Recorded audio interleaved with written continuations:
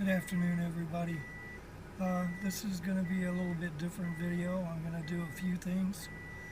I'm going to start out with the fact that today I got my new car all set up with Uber, and I drove some this afternoon.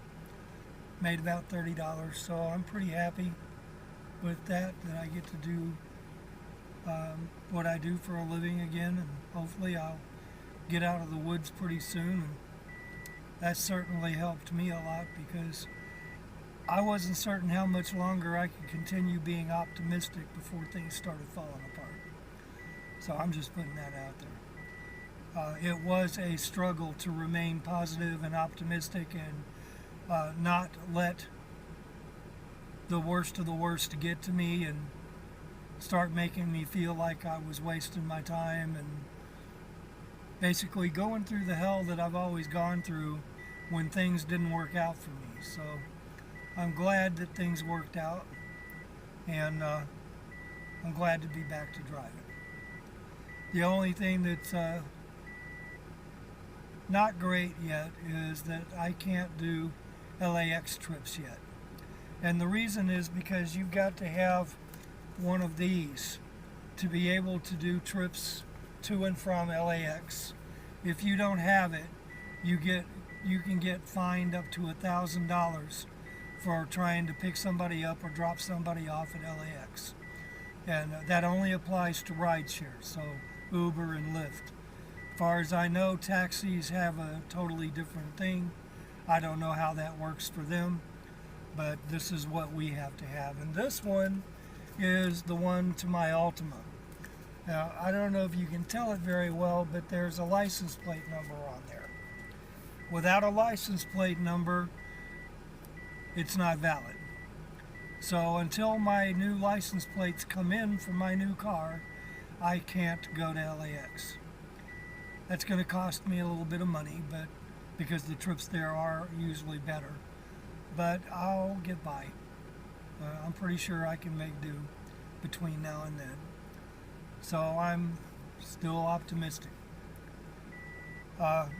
So the primary reason for this video, I said in a post on one of Katie's videos, I was moved by what she was talking about, and I decided that I wanted to do a video and talk about some of where I came from.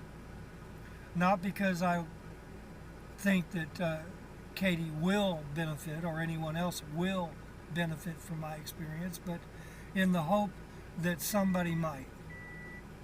Because it hasn't always been easy for me. I have suffered my share of depressions and anxieties, although for a long time it wasn't so. I had a rough upbringing, so when I got away from home, things actually got better for me in terms of my mental health. I was able to handle a lot.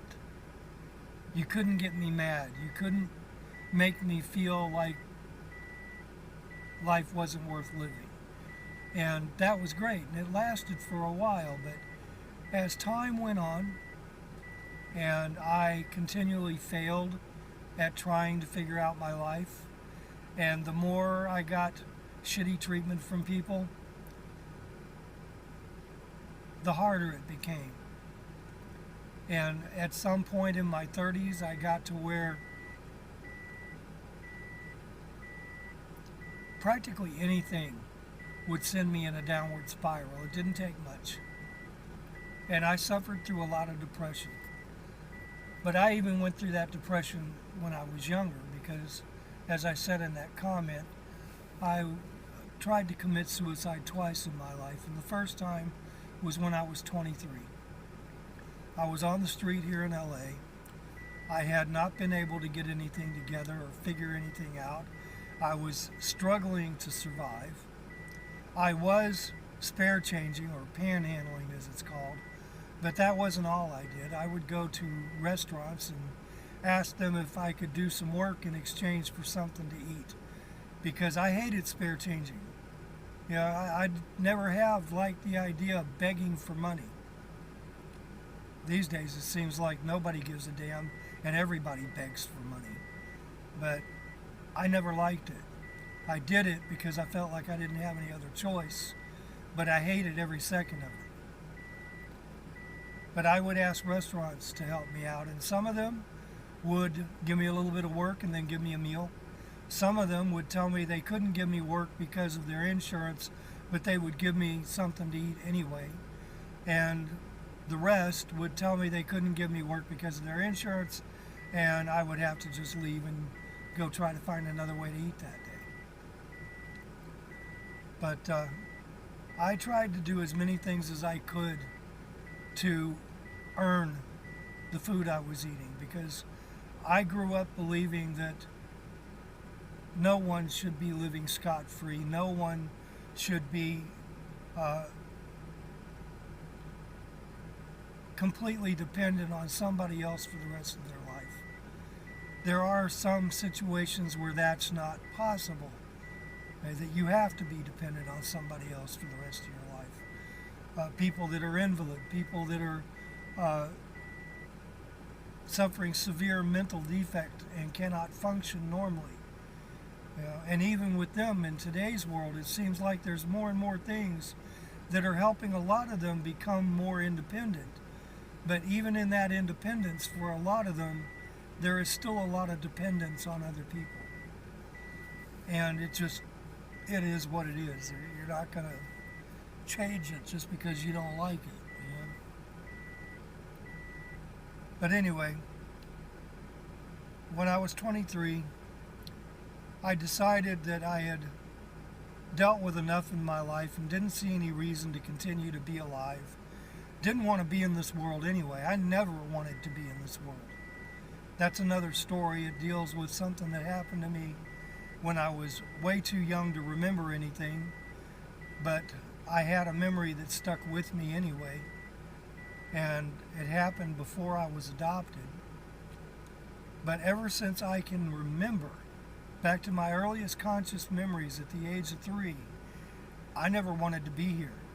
I didn't feel like I belonged here. I didn't feel like I was supposed to be here. It's hard living in a world you don't believe you belong in. It's extremely difficult. Of course, suicide wasn't an option as a kid because I never even thought about it. You can't think of something as an option if you never think of it. And suicide didn't really come to my mind until I was 23. By then I had seen other people commit suicide. I had experienced enough life to know that life was going to be extremely difficult. I was walking up Western Avenue one evening, and this guy came out of a pharmacy, and I asked him, "Are you a pharmacist?" And he said, "Yes." And I asked him, I kind of lied a little bit. I told him I had a friend. And of course, since then, I've come to learn that anytime somebody starts off with, "I've got a friend," they're talking about themselves. So I figured this guy knew I was talking about me. But I told him I had a friend who was thinking about committing suicide and had decided what he was going to do.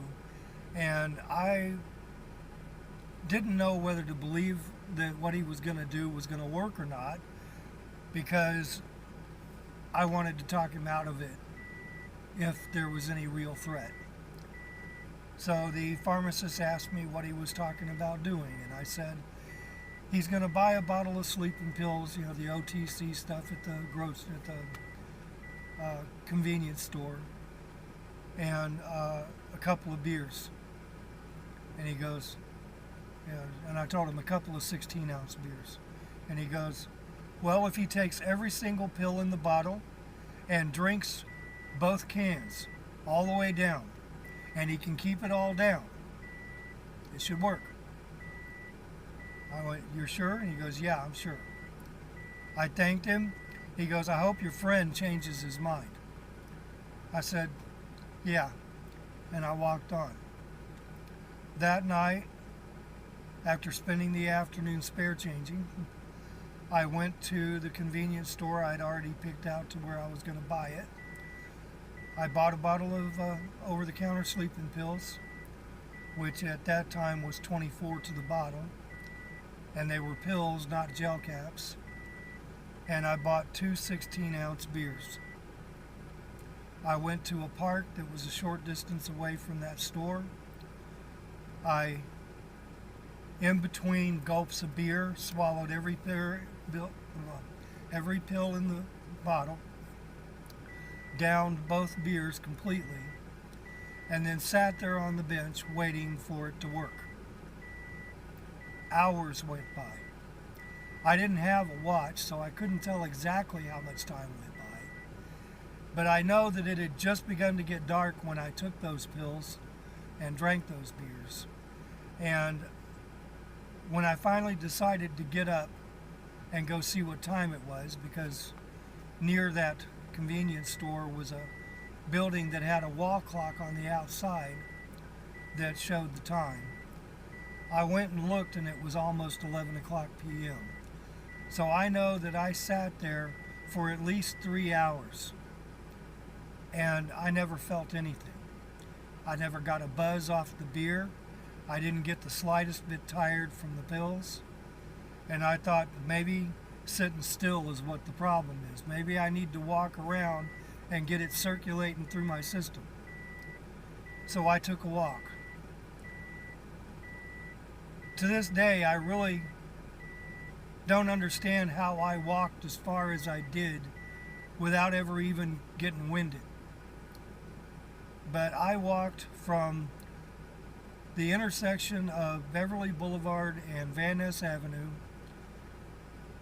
down Beverly Boulevard until I got to La Brea Avenue, turned left on La Brea Avenue, and walked all the way to the Redondo Beach city limits.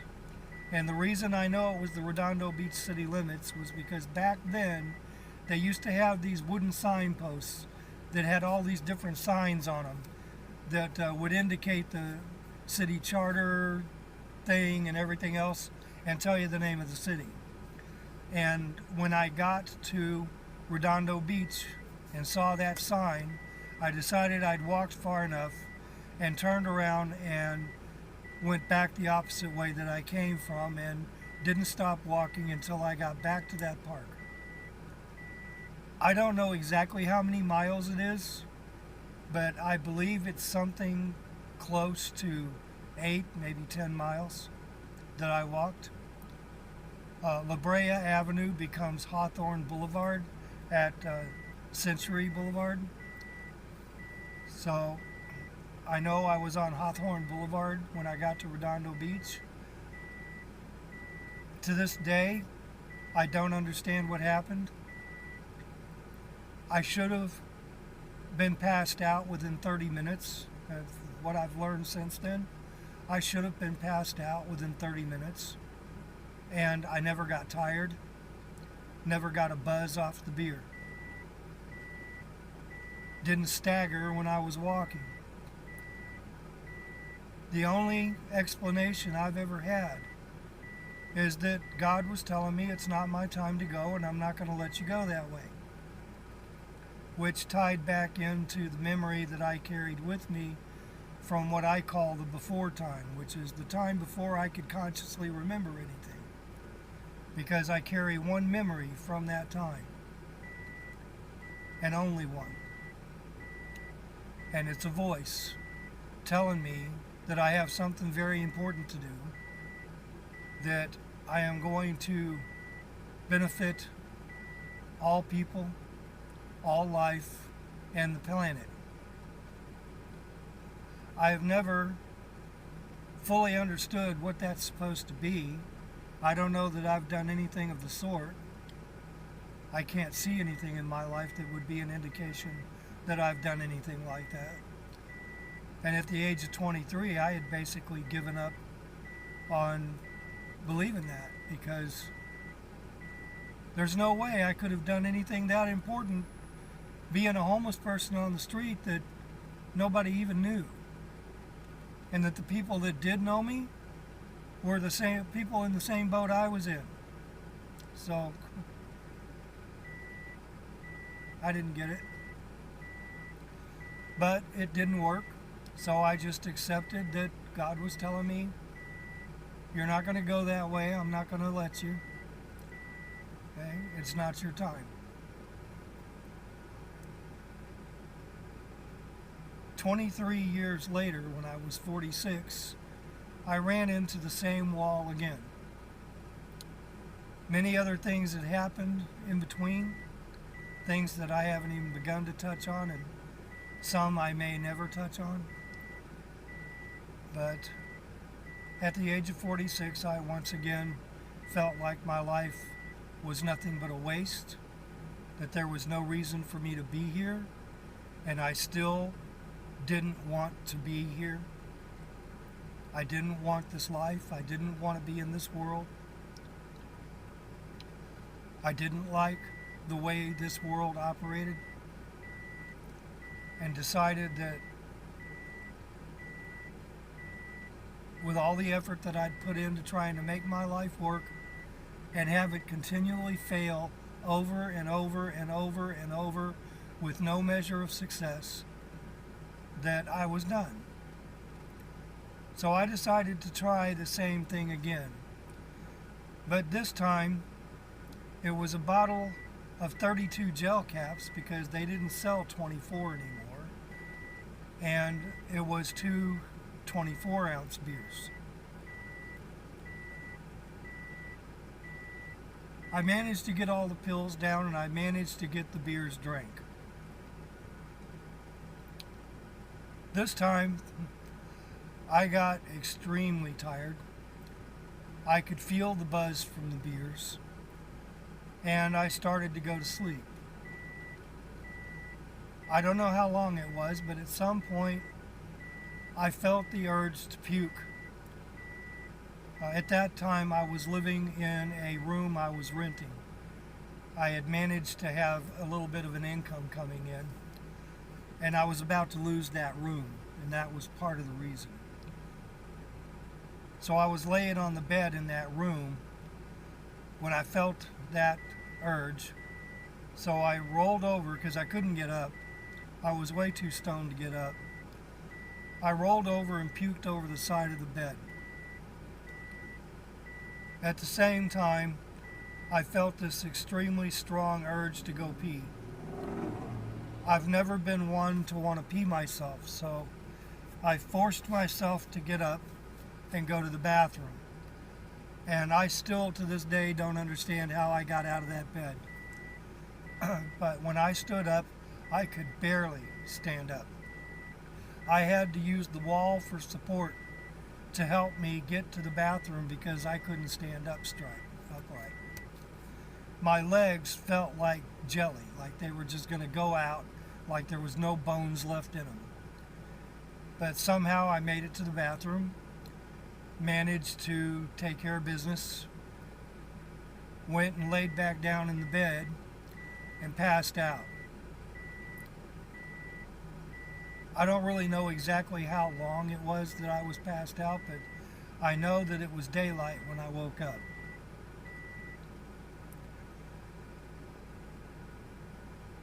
Again, it should have worked, but for reasons I don't know, other than God made it happen, He made sure it didn't all stay down by making me puke. He made sure I got up and went to the bathroom to accelerate my body, my respiratory, my system, so that it would work faster and work it out of my system more, I guess, so that there wasn't enough left in me to kill me. I got up the next morning when I woke up, cleaned up the puke off the floor, and cleaned the floor as best I could. Sprayed some Lysol to get rid of any smell, and then took off and tried to figure out why I was still here.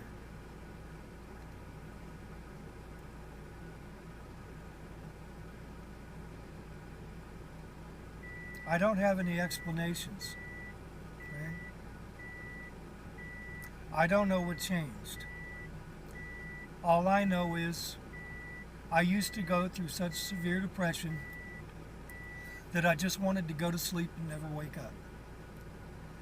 I would become so anxious because things weren't working out in my life that I couldn't sit still. I'd be rocking like this. Okay? My foot would be going to town. Again, I don't know what changed.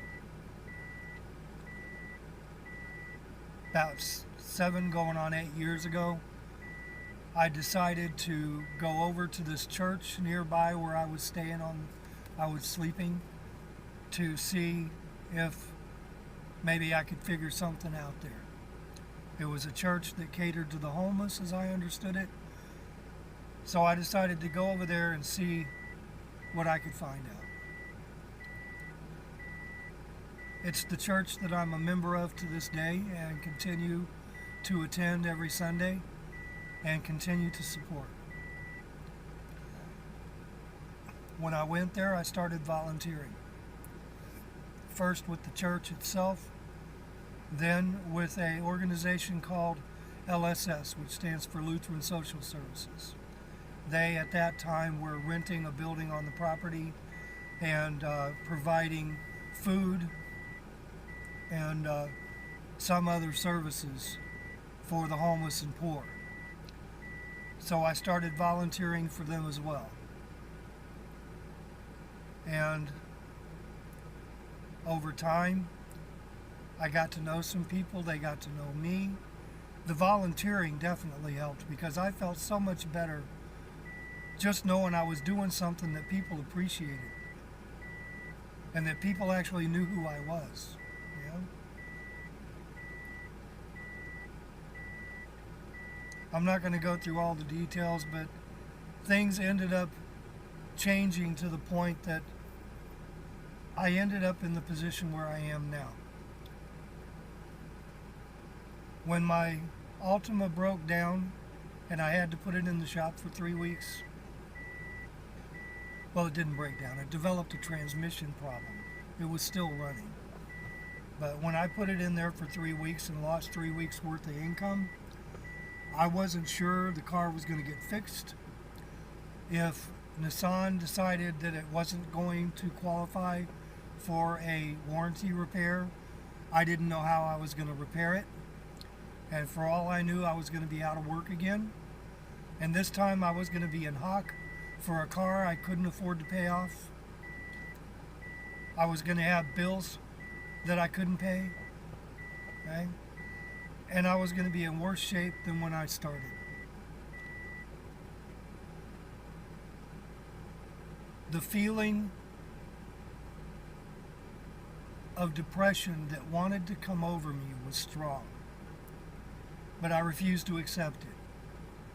I said God wouldn't take me this far just to do this to me. Something's got to work out. And I refused to give up my faith. I refused to give up my hope. And I asked God to please don't let me down.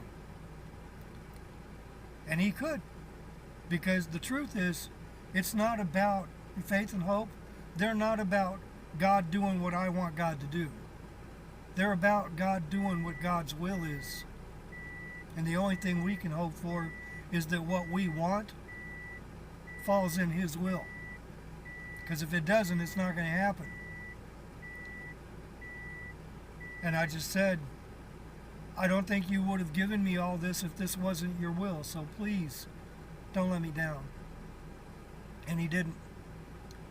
My car got fixed in 3 weeks, but I had lost so much money, I knew it was going to take a while to get back where I was. For the car to get wrecked 4 days later and have to go through another week of no work, my bank account dwindling down to next to nothing,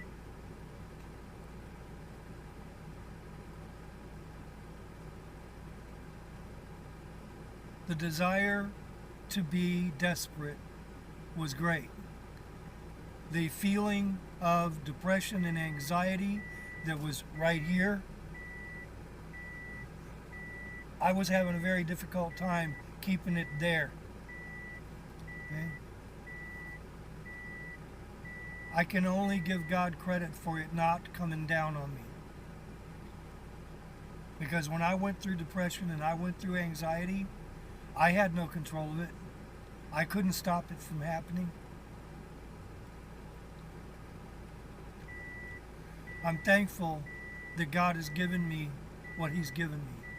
And I'm glad that I'm able to continue driving Uber and earning a living. I will never tell somebody, do this and you'll feel better. Because I will tell myself to go F myself first. Because I know better. Okay?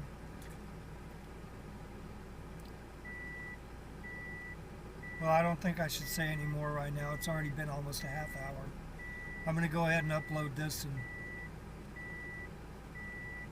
see what happens next. Take care, you guys. Love you, care for you. Take care of each other, love each other. Don't hurt each other. Lift each other up. And know that God loves you. Know that Jesus is there. If you like the video, hit that like button. If you haven't subscribed, please hit the subscribe button and hit the notification bell so that you'll know when I upload another video.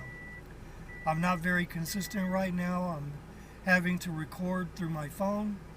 I cannot edit videos yet, so you're getting them in raw state. I'm sorry about that. I'm sorry about the fact that the volume sucks. When the time comes that I'm able to start using my laptop to edit the videos, I will be correcting all of these issues. I just don't know when that's going to be. So please be patient with me and bear with me. Peace out, guys, and have a great day.